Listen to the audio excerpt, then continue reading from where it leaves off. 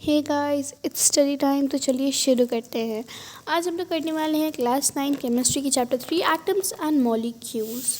तो आपकी एनसीईआरटी से मैं पढ़ के आपको लाइन बाय लाइन बताऊंगी एंड उसके बाद मैं एक्सप्लेन करूंगी। तो आज करने वाले हैं हम लोग इंट्रोडक्शन, ठीक है। तो आज हम लोग करने वाले हैं एटम्स एंड मॉलिक्यूल्स, ठीक है। तो स्टार्ट करते हैं। Ancient Indian and Greek philosophers have always worried about the unknown and unseen form of matter. अभी मैंने आपको कहा कि इंट्रोडक्शन करूँगी, तो ये जो आपके बुक में गिवन है ना 3.1 से पहले वो करवाऊँगी इंट्रोडक्शन में, क्योंकि वही आपकी बुक में इंट्रोडक्शन गिवन है, ठीक है। उसके बाद हम लोग करेंगे लॉज ऑफ केमिकल कॉम्बिनेशन, जिसमें हम लोग law of conservation of mass और लॉ ऑफ कांस्टेंट प्रपोर्शन करेंगे। तो आज यहाँ तक करेंगे, फिर नेक्स्ट डे से बाकी बात करेंगे, okay. Ancient Indian and Greek philosophers जो होते थे ना भैया, उनको एक जगह दिमाग उनका स्थिर रहता ही नहीं था। वो अलग अलग चीज़ के बारे में सोचते रहते थे। तो 500 BC में क्या हुआ कि एक इंडियन फिलोसोफर थे जिनका नाम था महर्षि कन्नड़। क्या नाम था इनका? महर्षि कन्नड़।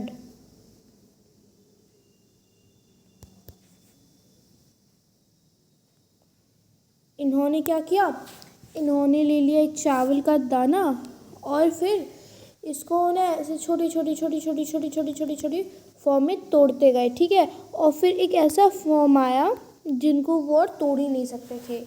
तो उन्होंने ले लिया एक पदार्थ भैया, उसको तोड़ते गए तोड़ते गए तोड़ते गए तोड़ते गए। उसके बाद एक ऐसा स्टेज आया जब वो टूटेगा ही नहीं। तो इसको उन्होंने नाम दे दिया परमाणु, ठीक है। क्या नाम दे दिया? परमाणु। फिर से बता दूं एक बार, ये तो चैप्टर का नाम है आपका। 500 BC में एक इंडियन फिलोसोफर थे जिनका नाम था महर्षि कन्नड़। इन्होंने एक चावल लिया, इसको तोड़ते गए तोड़ते गए तोड़ते गए, फिर लास्ट में एक ऐसा पार्ट आया जिनको वो तोड़ ही नहीं सकते थे, जिनको इन्होंने नाम दिया परमाणु।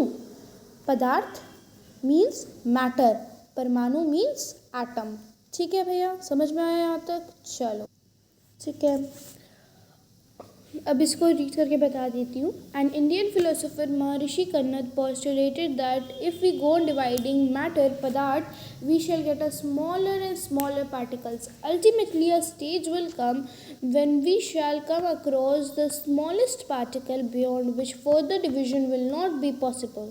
He named these particles as परमाणु, ठीक है। Another Indian philosopher, Pakura Katyayama, elaborated his doctrine and said that these particles normally exist in a combined form which gives us various form of matter. एक और Indian philosopher आए 500 BC में ही आए थे, ठीक है।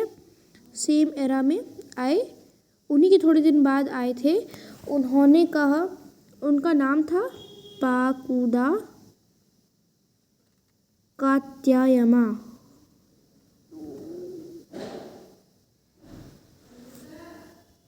ठीक है। समझ में?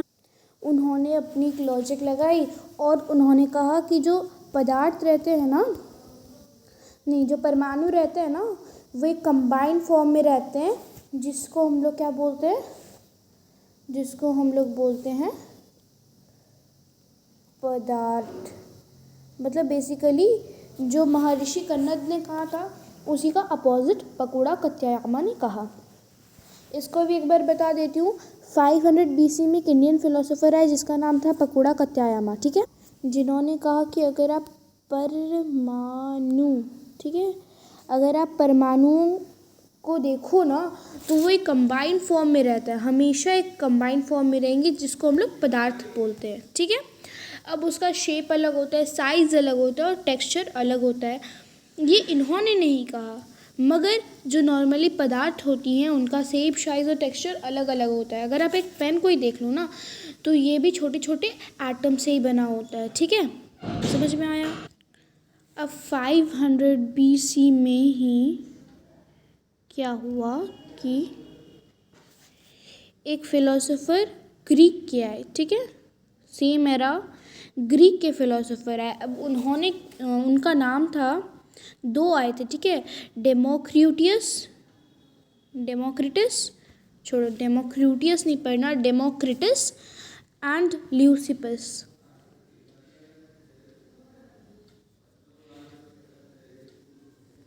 ठीक है, Democritus and Leucippus, Democritus and Leucippus. इन्होंने क्या कहा कि वही जो सेम चीज़ महर्षि कन्नद ने कहा था, बस इन्होंने अपने लैंग्वेज में बताई। इन्होंने बताई कि अगर आप लोग एक मैटर को डिवाइड करते जाओ तो ultimately a stage will come then in which further possibles can not be there, and he name this as atom. ठीक है, अब उन्होंने बस नेम चेंज करके इसका नेम रख दिया एटम। ठीक है, तो एटम्स का मीनिंग होता है इनडिविजिबल। ठीक है, तो इसको एक बार रीड करके बता देती हूँ। Around the same era ancient Greek philosophers Democritus and Leucippus suggested that if we go on dividing matter, a stage will come when particles obtained cannot be further divided. Democritus called these indivisible particles atom. Atoms means indivisible. All this was based on philosophical conditions and not much experimental work to validate these ideas could be done in the 18th century. अब देखो उन्होंने क्या सोचा कि मतलब जो पहले पाकुड़ा कत्यायामा ने बोला था ना, जो पहले नहीं सॉरी महर्षि कन्नड़ ने बोला था ना, उसी को ये लोग ने अपने टर्म में बोल दिया। ठीक है, इन्होंने अपने टंग में बोला और सोचा ना कि 18th सेंचुरी आते आते क्या हो जाएगा, ये अच्छे से वेल डिफाइन हो जाएगी। इसीलिए वो लोग ने फिलोसफिकल कंडीशंस देखा और बता दिया। अब महर्षि कन्नड़ ने ये चीज़ एक्सपेरिमेंट करके बताई थी कि तोड़ते जाएंगे, क्योंकि उन्होंने चावल लिया था और उस पर बताया था। बट जो डेमोक्रिटस और ल्यूसिपस हैं उन्होंने कोई भी एक्सपेरिमेंट नहीं किया था, मतलब थोड़ा सा एक्सपेरिमेंट किया था, ज़्यादा नहीं किया। ठीक है, और ये पूरा फिज़िकल कंडीशंस पर बेस्ड था, ये जो उनका था वो एटम्स। समझ में आया इतना? चलिए अब आगे पढ़ते हैं। By the end of 18th century, 18th century के ख़त्म होते होते क्या हो जाएगा? By the end of 18th century, scientists recognized the difference between elements and compounds and naturally became interested in finding out how and why elements combine and what happens when they combine. तो 18th century तक elements and compound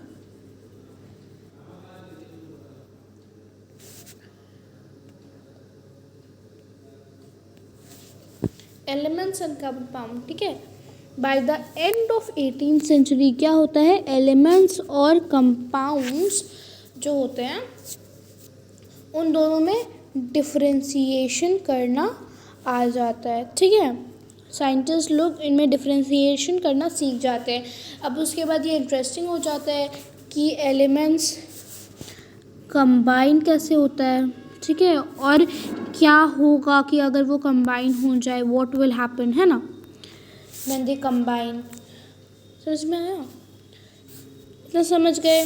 चल, and yes guys, comment box is there. If you don't understand anything please go there and ask me, okay. अब आते हैं एक अलग scientist जिनका नाम था एंटोनी, आई छूट गया, L Lavoisier, Antoine L Lavoisier. And what did he did? He did a foundation. He laid a foundation. ठीक है, इन्होंने एक फाउंडेशन बनाया जिस पे एक बिल्डिंग खड़ी की। ठीक है, और ये बिल्डिंग किसकी थी? बिल्डिंग थी लॉस की। और फाउंडेशन किसका था? फाउंडेशन था केमिकल साइंस का। अच्छा रुकिए, एक फिगर बनाती हूँ, आपको फिगर याद रहेगी ना।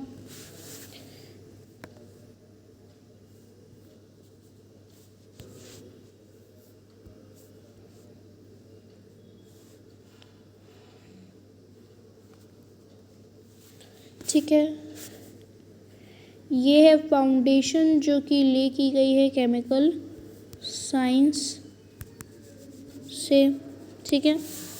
और ये दो बिल्डिंग खड़ी कर दी गई है लॉज, पहला और दूसरा लॉ, पहला और दूसरा लॉ। और ये जो बिल्डिंग्स है ये दो साइंटिस्ट ने मिल करके, पहला तो था एंटोनी एल लेविजियर, ठीक है, और दूसरा था, पहला था एंटोनी एल लेविजियर और दूसरा साइंटिस्ट था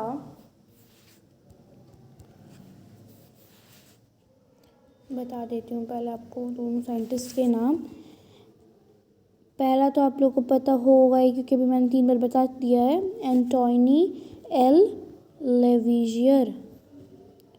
सेकेंड साइंटिस्ट थे जोसेफ एल प्राउस्ट, ठीक है। ये दो साइंटिस्ट थे एंटोनी एल लेविजियर और जोसेफ एल प्राउस्ट। समझ में आया इतना? चलो अच्छी बात है। अब इन दोनों ने मिलके क्या किया, इन दोनों ने मिलके लॉज बनाए, लॉज ऑफ केमिकल कॉम्बिनेशन, ठीक है। पढ़ लेते हैं एक बार इसको। Antoine L Lavoisier laid a foundation of chemical science by establishing 2 important laws of chemical combination. Laws of chemical combination. The following 2 laws of chemical combination were established after much experiments by Lavoisier and Joseph L. Proust. ठीक है, तो दोनों ने मिलके laws बनाए, laws of chemical combination. समझ में आया है इतना? अब हम लोग देखते हैं कि ये दो लॉज तो उन्होंने बनाए, बट ये तो है क्या लॉज। पहले के लिए मैं आपको एक बेसिक सा एग्जांपल दे देती हूँ, केमिस्ट्री टर्म से नहीं, ऐसे ही फॉर नॉर्मल लाइफ एग्जांपल देती हूँ।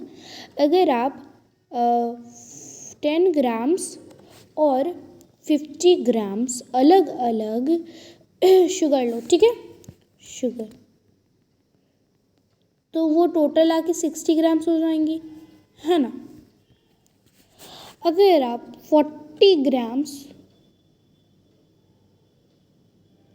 और 20 ग्राम्स तरीके शुगर ले तो भी वो 60 ग्राम्स हो जानी है।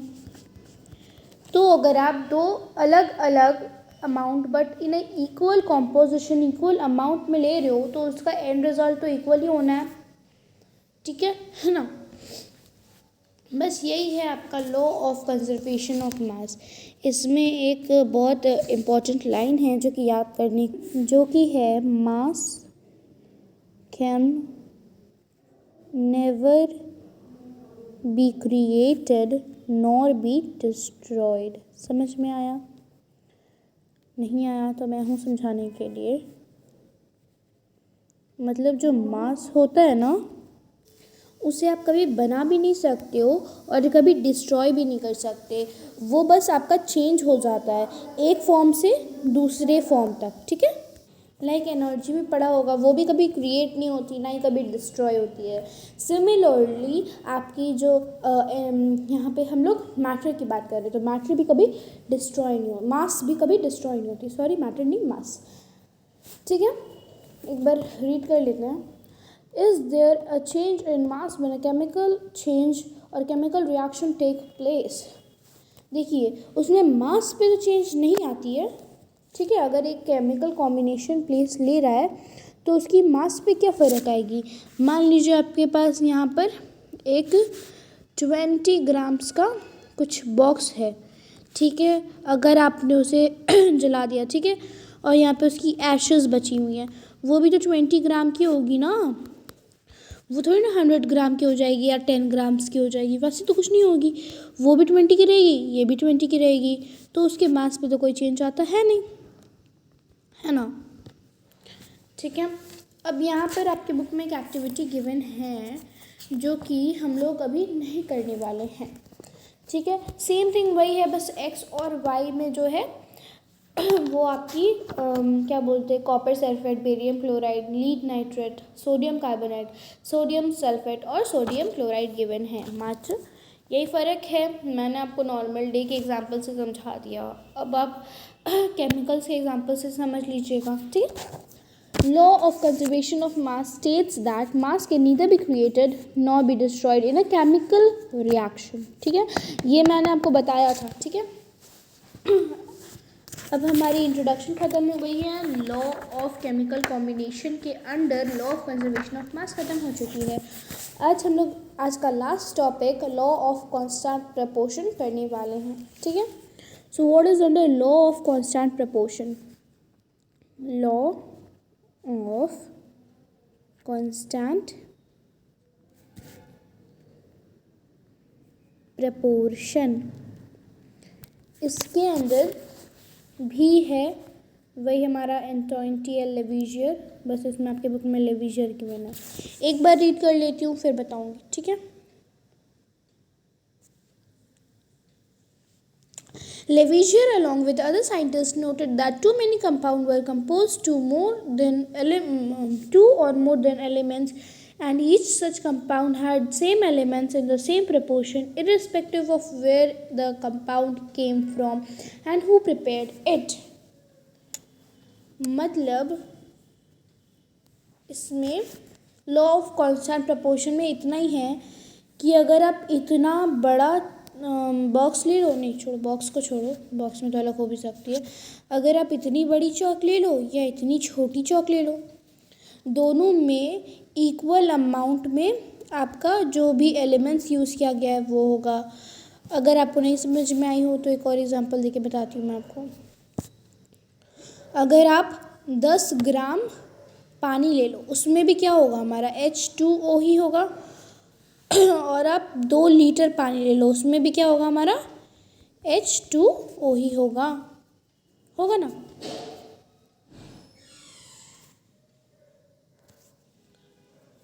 समझ में आया ये चीज़? चलो, आपके बुक में एग्जाम्पल गिवन है। In a compound as water the ratio of mass of hydrogen in a compound such as water, the ratio of mass of hydrogen to the mass of oxygen is always 1:8। इधर भी 1:8 है और इधर भी 1:8 ही है। समझ में आया? Thus 9 gram of water is decomposed in 1 gram of hydrogen and 8 gram of oxygen is always obtained. Similarly, in ammonia, nitrogen and hydrogen are always presented in the ratio of 14:3। ये कौन सा है? ये होता है अमोनिया में।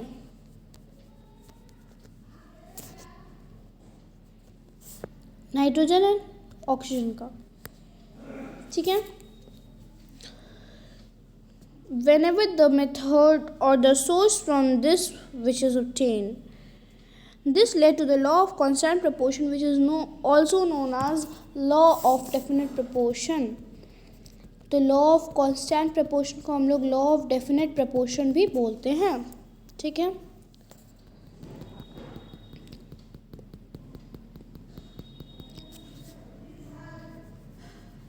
Law of definite proportion,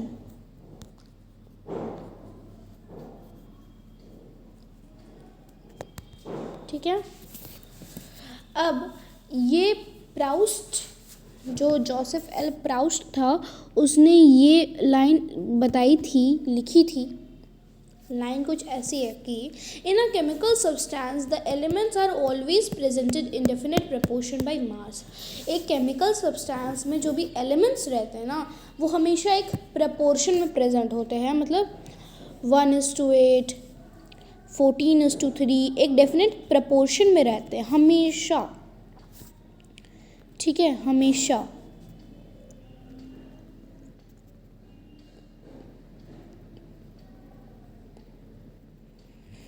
उसके बाद the next problem faced by the scientist was to give appropriate explanation of this.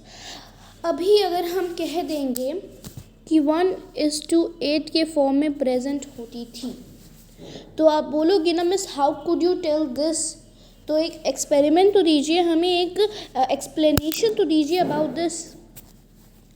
तो ब्रिटिश केमिस्ट थे जॉर्ज डाल्टन, जिसके बारे में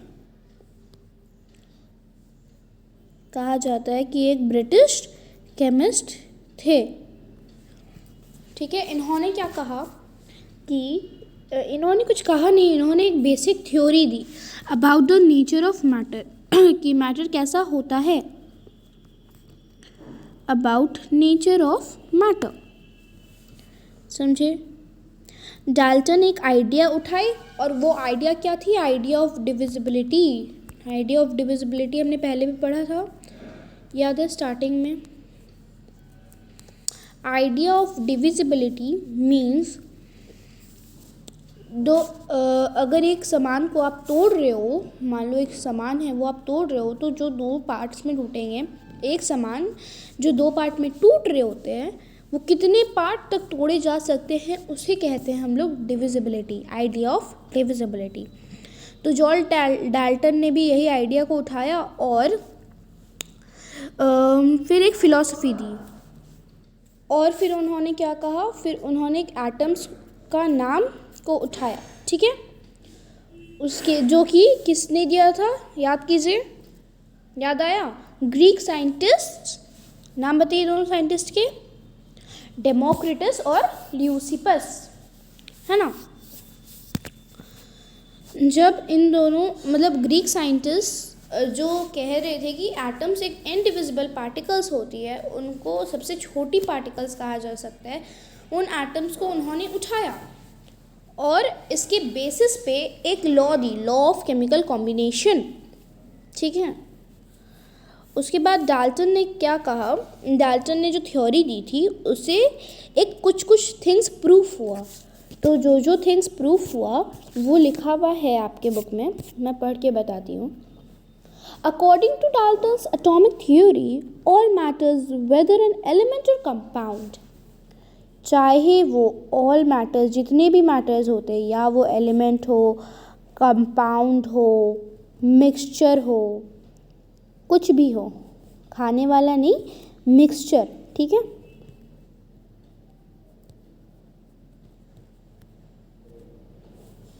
ठीक है, कुछ भी हो, is composed of small particles, ये सब एक स्मॉल पार्टिकल्स से कंपोज किया जाता है और स्मॉल पार्टिकल्स को कहा जाता है atoms.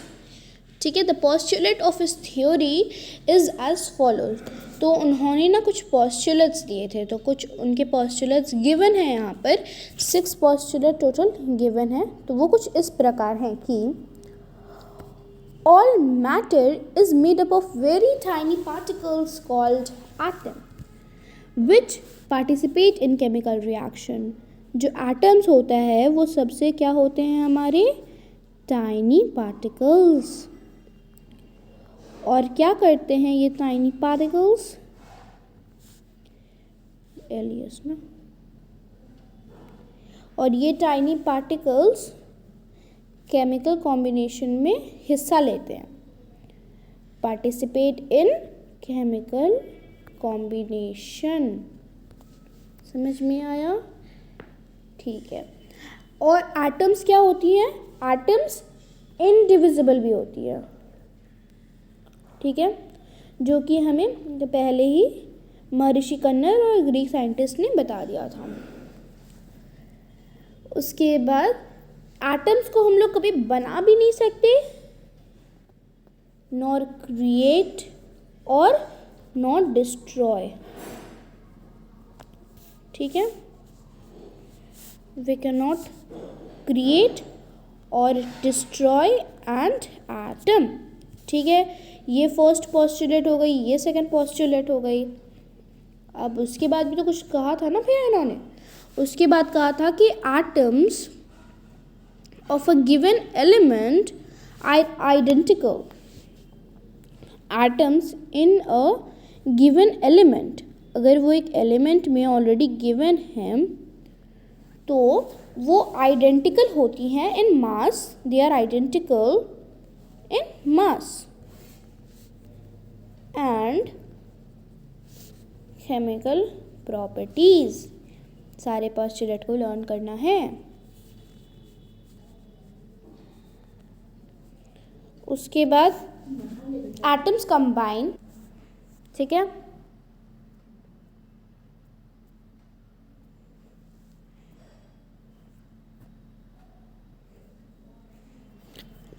atoms combine in ratio of small whole numbers to form compound. Small whole number to form compound. और atoms क्या करते हैं? They combine in ratio. समझ रहे हो? ratio is 2.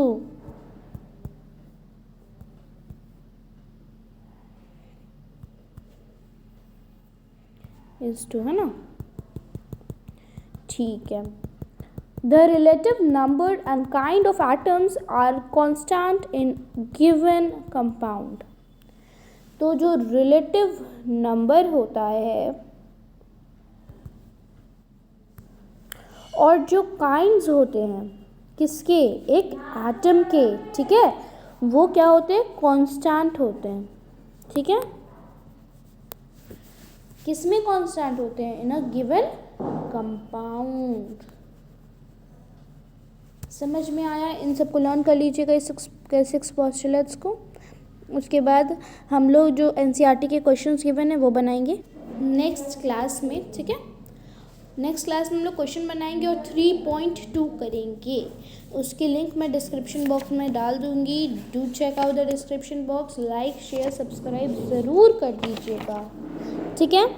Till then good bye.